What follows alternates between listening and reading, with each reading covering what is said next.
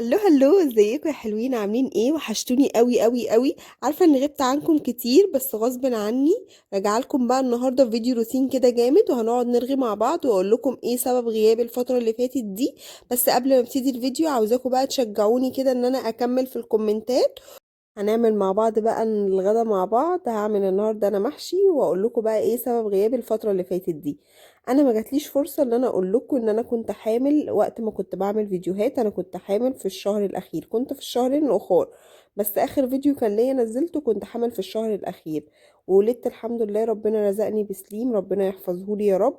وطبعا انتوا عارفين بعد الولادة بيبقى فيه إيه بقى، مسؤولية كبيرة، بيبي وسهر طول الليل وعياط واكتئاب ما بعد الحمل وتعب وليلة كبيرة قوي. كل الأمهات طبعا فاهمة الموضوع ده وعارفة ان احنا بنمر بيه. بصراحة الموضوع صعب، يعني لسه مسؤولية جديدة وحياة جديدة، فان الواحد لسه يتأقلم عليها، والسهر والتعب والكلام ده كله. فالموضوع مش سهل خالص. عشان كده انا كنت غايبة عنكم فترة كبيرة جدا، وكنت بحاول ان انا اكمل وارجع لكم تاني. فالموضوع ما كانش سهل خالص. فكرة ان انا ارجع لحياتي وارجع لروتيني وارجع ان انا اهتم ببيتي واواظب على التصوير والكلام ده كله، كانت الصراحة حاجة مش سهلة خالص. لاني لسه انا بيبي في بيبي مسؤول مني ان انا ارعاه، او ان انا اخلي بالي منه، وان انا اسهر معاه طول الليل وانام طول النهار. فلسه الدنيا ملخبطة. والصراحة الفترة اللي فاتت دي علمتني حاجات كتير جدا جدا. هو أنا من أول ما اتجوزت كنت بتعلم حاجات كتير جدا، وعايزة أقولها لكل بنت لسه في بيت أهلها. أنا زمان وأنا في بيت بابا كنت دايما أقول لماما طب ما انتي خلفتينا وربيتينا، ايه المشكلة يعني؟ مش حاجة كبيرة يعني، مش حاجة صعبة. برضو كنت أقول لها انتي بتعملي أكل كل يوم عادي، مش حاجة مرهقة يعني. ده شوية أكل بتعمليهم بتحطيهم على النار وخلاص. الصراحة يعني أنا كنت فعلا بقول كده. كنت شايفة كل حاجة هي بتعملها ان هي بسيطة. يعني انا مش بستقل بالحاجة اللي هي بتعملها، بس كنت شايفة ان الحاجات دي بسيطة. فيها ايه لما تحطي الغسيل جوه الغسالة وتنشره وتعمل الاكل وتسيبه على النار؟ دي حاجات بسيطة جدا يعني. وترتب الشقة وتمسحها يوم في الاسبوع، يعني مش حاجة قوية يعني. فانا كنت دايما شايفة اي حاجة ماما بتعملها ان هي حاجة بسيطة. كنت اقعد الصراحة كنت بقعد اساعدها شوية، وبعدين اروح اجري على الموبايل، اقعد على الموبايل بقى طول الوقت. يعني اخري كنت اغسل المواعين مثلا بعد الغدا بعد الفطار، الكلام ده كله. وبعد كده بقى طول الوقت ابقى قاعدة على موبايلي اشوف حالي اعمل نفسي. ما كنتش اتوقع ان فعلا المسؤولية دي مش سهلة خالص. بعد ما اتجوزت عرفت ان يعني ايه لما انتي تبقي تعبانة مثلا، بس لازم تقومي عشان وراكي حاجات لازم يعني البيت ده معتمد عليكي، انت عمود البيت ده. لو انت تعبتي او قعدتي يوم مثلا جوزك مش هياكل، انت ذات نفسك مش هتاكلي. البيت هيتبهدل، الامور بتاع بيتك كلها هتتلخبط. فهمت يعني ايه تعب فعلا. فهمت ان الحاجات دي مش سهلة. هي سهلة وكل حاجة، بس انك انتي مثلا مامتي مثلا كانت تقوم في عز السقعة تغسل مواعين. ما كانت تغسلها بمية سخنة، بس انك انتي تقومي من تحت البطانية عشان تقومي تغسلي مواعين دي برضو حاجة مش سهلة خالص. انك تقومي تمسحي وترتبي الشقة برضو في الشتاء وانتي سقعانة، برضو دي حاجة مش سهلة نهائي. انك تربي بيبي وتسهري معاه وتقعدي بيه، انك تحملي، انك تولدي. كل الحاجات دي الامور اللي احنا بنمر بيها دي مش سهلة نهائي. فعرفت يعني ايه مسؤولية فعلا. عرفت ان والدتي كانت بتعمله ده كانت حاجة كبيرة قوي قوي قوي. انا كل ما بعمل حاجة وافتكر مامتي اقعد اقول ربنا يخليها لنا يا رب، ربنا يديها الصحة وطولة العمر. دايما انصح اخواتي، انا ليا اخوات بنات لسه قاعدين مع ماما، اقول لهم لا ساعدوها. لا فعلا بقى يعني انا خلاص حسيت بالامور، فهمت الوضع ايه، فهمت يعني ايه فعلا مسؤولية، وان الامور دي مش سهلة خالص. وان الموضوع على فكرة مش اكل وشرب بس، يعني انا مثلا، انا يعني حتة الاكل والشرب بحسها ان هي عادي، انا بخش اعمل اكل وشرب فعلا ولحد دلوقتي عادية ما فيهاش حاجة. بس حتة انك انتي مثلا، يعني اي حد من شغله لو انتي شغالة هتبقي عايز تاخدي اجازة بتاخدي اجازة عادي، لكن تعالي كده في البيت مثلا حاولي انك انتي تاخدي اجازة، انك انتي ما تنضفيش، انك انتي ما تغسليش غسيل مثلا، انك انتي ما تعمليش اكل. هتلاقي فجأة ان البيت آه، بهدل، لانك انت ايدك مش فيه. هتلاقي فجأة ان الغسيل بقى كتير قوي، ما هو محدش هيغسله او محدش هيعمل حاجة دي غيرك انت. هتلاقي ان الاكل انت كل يوم بتاكلي اي حاجة واكل وخلاص، بسبب انك انت مش واقفة في المطبخ بتعملي اكل اللي انت نفسك فيه او اللي انت عايزاه. ففعلا الامور مش سهلة خالص.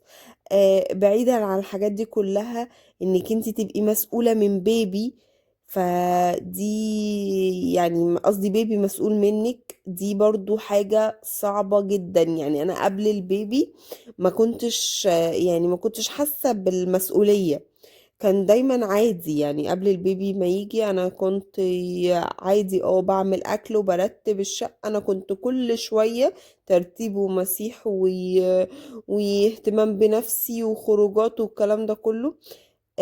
مسؤولية بقى البيبي ان هو يجي، حتى في الحمل كان برضو عادي بتعب وكل حاجة، بس كانت بتعدي. اصعب مسؤولية ان البيبي اول ما بيجي، انك انتي بتحاولي لسه تفهميه، هو بيعيط ليه، هو عاوز ايه. تقومي في عز الليل عشان مثلا هو بيعيط عايز ياكل، عايز ان هو يغير، فتقومي عشان تغيري له. مثلا مش عايز ينام فبتفضلي سهرانة معاه. مثلا بطنه وجعاه فبرضه بتقعدي بيه. فبتلاقي نفسك يومك قلبة وحشة. بتلاقي نفسك فجأة اتحولتي انك انتي ولا بتقدري انك انتي تهتمي بنفسك، ولا بتقدري ان حتى في حاجات كتير في البيت بتأثري فيها، بتأثري في حياتك كلها، لانك انتي لسه بتحاولي تتأقلمي. حتى لو اتأقلمتي برضو بتلاقي ان الامور صعبة مش سهلة. ف كل امر او كل حاجة احنا بنعدي بيها ما بتبقاش سهلة علينا، بتاخد وقت عقبال ما ان احنا نتأقلم عليها، بناخد وقت عقبال ما احنا نحاول ان احنا نعيش يعني او ناخد على الوضع او نقدر نعيش حياتنا وسط الوضع ده. انا حاولت بقالي كتير قوي قاعدة مثلا ان انا احاول ارجع لحياتي. ما كنت فاكرة ان الامور سهلة، ان انا لا هرجع لحياتي على طول. يعني انا قبل ما اتجوز كنت بقول لما احمل واخلف عادي، فيها ايه لما اهتم بالبيبي اللي معايا واهتم بنفسي واعمل اكل، لا دي حاجات بسيطة. لا، عرفت ان الوضع مش سهل خالص. عرفت ان يعني ايه بيبي محتاجك 24 ساعة في ال 24 ساعة اساسا. انك انتي لما بينام بتحاولي انك انتي تنامي عشان تريحي جسمك، لانك انتي لو ما نمتيش وقعدتي تعملي في الشقة وتعملي الاكل وتعملي الشرب والكلام ده كله، هتلاقي نفسك انك انتي تعبانة وتعبانة قوي ومش قادرة. فده بيأثر عليكي كتير وبيأثر على جسمك. فبتبقي عايزة لأ، أنا هنام، أنا هريح، أنا لازم أريح لما هو ينام. فتيجي تصحي قبل ما هو ما يصحى مثلا بساعة ولا حاجة عشان تعملي الأكل، عشان تشوفي برضو أمور بيتك. ولو بتعمليها وهو معاكي بتفضلي شايلاه. ف ما بي يعني البيبي بيبقى محتاج فعلا، بتبقى مسؤولية صعبة، وانك انت على طول شايلاه عشان تعرفي تعملي الحاجة. ده ما بيبقاش سهل خالص، انك انت مش عارفة تعملي الحاجة بايدك الاتنين، بتتعاملي بايد واحدة. الصراحة محدش قال لي ان انا هبقى اتعامل بكل حاجة بايد واحدة. يعني انا كنت فاكرة حتة الحمل والخلفة ان هو هيعيط فهمسكه فهينام فهيهدى هسيبه يقعد يلعب مع نفسه. لا لا لا، مفيش الكلام ده خالص. يعني هو عايزك 24 ساعة في وشه، عايزك 24 ساعة بتلعبي معاه لحد ما هو ينام، وخلاص انتي بقى بتبتدي تعيشي حياتك ان هو لما هو ينام. فبس هي حاجة حلوة جدا، ربنا يرزق كل مشتاق يا رب. حتة انك انتي عندك ابنك او بنتك ايا كان، دي حاجة جميلة جدا ونعمة كبيرة قوي من عند ربنا، طبعا الحمد لله عليها. الواحد مبسوط ان ربنا رزقه بالذرية ويا رب تبقى ذرية صالحة يا رب. ف هي انا ما بقولش ان دي حاجة وحشة او ان هي لأ والكلام ده كله او بكرهكم فيها او ايا كان، لكن يعني ربنا ما قالش الجنة تحت اقدام الامهات بالسهل، يعني مش هتبقى سهلة قوي كده. كل ام لازم يعني بتتعب عشان ن- ابنها مثلا او بنتها يطلعوا كويسين، عشان تديهم كل الاهتمام، عشان حاجات كتير. بس اللي انا عايزة اوصله لكم ان هو فعلا فعلا انا كنت بستهون بكل حاجة زمان قبل ما يعني اتجوز او كده. بس عرفت ان والدتي فعلا تعبت كتير. احنا بسم الله ما شاء الله، يعني احنا خمسة اربع بنات وولد.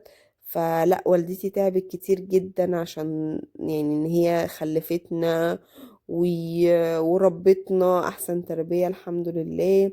وان هي وان هي كانت بتشوف امور البيت وتشوف وتشوف وتشوف، فهي نسيت نفسها. فالصراحة كتر خير كل ام، يعني مش امي بس كل الامهات. انا كل ما يعني اشوف اللي بيحصل معايا اقول يعني بجد شابوه لكل ام، وربنا يحفظهم يا رب جميعا، وربنا يرحم كل ام متوفية. بجد بجد بجد. هما يتعمل لهم تاج فوق رؤوسنا، يعني احنا نعمل تاج كده، لان هما فعلا تعبوا قوي ويستهلكوا جامد جدا عشان يطلعوكي او يطلعوك تبقى بني ادم كويس ونبقى ناس كويسة، ونقدر ان احنا كمان نفتح بيت بعد كده. عاوزة اقول لكل بنت ساعدي مامتك. انا كنت اتمنى حد ينصحني ويقول لي النصايح دي. ما كنتش هسيب ماما تعمل حاجة لوحدها ابدا، كنت دايما هحسسها ان انا ظهرها وراحتها. خليكي ايدك بايديها، حاولي تساعديها، حاولي تحسسيها بوجودك، لان ده فعلا هيفرق معاها قوي، وهتبقى مبسوطة ان هي يعني زي ما بيقولوا كده زرعت زرعة وبتحصدها، فبتلاقي حصادها ده ان هو لا فعلا بنتي حاسة بيا، بتريحني. فهتبتدي هي بقى تحس براحة. فبجد بجد بجد اعملوا كده. حسوا بأهاليكم، خليكم دعم ليهم، خليهم يبقوا مبسوطين ان هم فعلا ربوا كويس، ان هو عيالهم حاسين بيهم. بس كده دي النصيحة اللي انا كنت عايزة انصحها لكم النهاردة. والمحشي ده بقى برعاية ماما. دي طريقتها في المحشي، ومهما عملتها ومهما حاولت عمري ما بعرف اطلعها نفس الطعم اللي هي بتعمله. هي بتعمله طعمه خطير رائع. يعني قالت لي زودي صلصة، زودت. قالت لي بتحطي نعناع، حطيت. قالت لي حطي توابل، وانتي بتعملي التسبيكة وحطي توابل بعد ما تطلعيها من على النار على الرز والحاجة وكده. عملت كده. قالت لي سيبي حبة من البصل وحطيهم يبقوا نيين كده في الآخر. عملت كده برضو.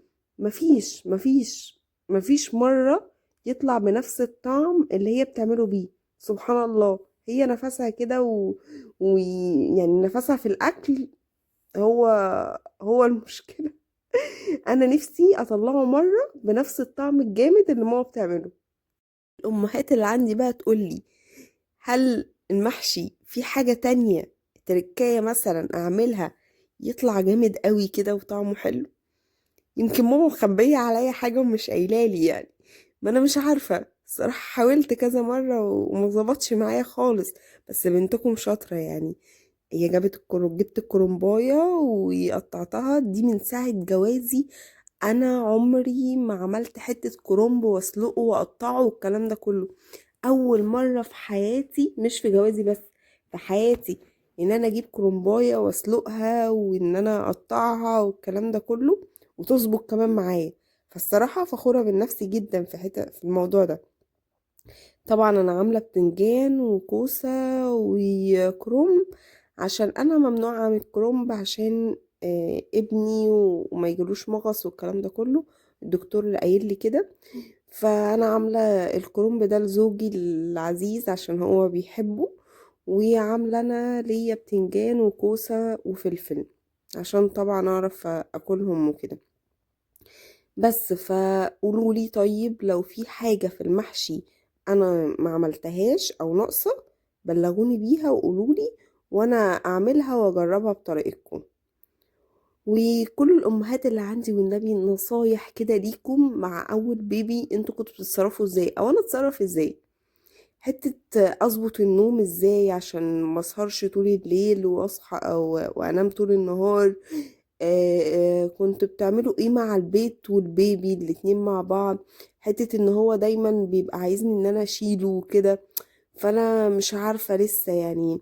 ببقى شايلاه وانا عاملة الحاجة، يعني وانا بعمل محشي هنا كان هو نايم، فانا كنت بعمل المحشي بسرعة كمان، وكنت بصور لكم قبل ما هو ما يصحى بسرعة. فانتوا بتعملوا ده ازاي يعني؟ انصحوني يعني. بتحاولوا تعودوه ان هو يقعد لوحده على الاقل يلعب لوحده؟ ازاي؟ عشان أنا مش عارفة اوصل لده. اول ما بسيبه يلعب شوية وبعد كده يفضل يصرخ جامد قوي لحد ما بشيله. وبرضو عايزة أعرف بعد قد إيه هبتدي أرتاح شوية أو أشم نفسي شوية، يعني أبتدي بقى إن أنا أعرف إن أتأقلم يعني مثلا أو كده. أنا هو هيتم لسه ال4 شهور، بس برضو حاسة إن مفيش فرق، يعني هما كله بيقولي على ال6 شهور كده هتبتدي تحسي إنك انتي شميتي نفسك. هيبتدي إن هو إنك انتي هتسيبيه يلعب براحته، تبتدي انتي تشوفي أمور بيتك. انا مش عارفة هل هم كلامهم صح ولا لا يعني. هفضل طول عمري ان انا شايلاه، هفضل طول عمري ان انا قاعدة جنبه، مش هعرف اعمل حاجة الكلام ده كله.